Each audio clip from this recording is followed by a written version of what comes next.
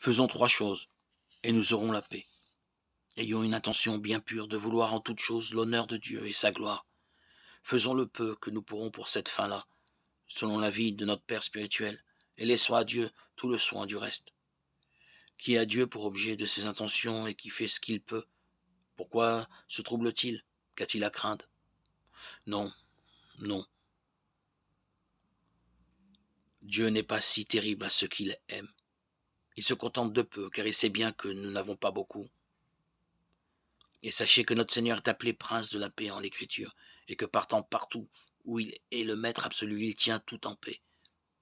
Il est vrai néanmoins qu'avant de mettre la paix dans un lieu, il y fait la guerre, séparant le cœur et l'âme de ses plus chères, familières et ordinaires affections, c'est-à-dire l'amour démesuré de soi-même, la confiance de soi-même, la complaisance en soi-même et semblable telle affection. Or, quand notre Seigneur nous sépare de ces passions si mignonnes et chéries, il semble qu'il écorche le cœur tout vif, et l'on en a des sentiments très aigres. On peut presque qu'on ne débatte de toute l'âme, parce que cette séparation est sensible. Mais tout ce débattement d'esprit n'est pourtant pas sans paix.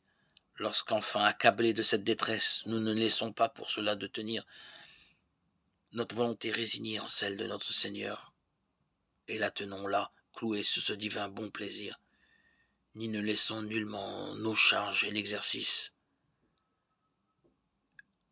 Ainsi nous les exécutons courageusement et dans la joie que le Seigneur participe à notre guérison.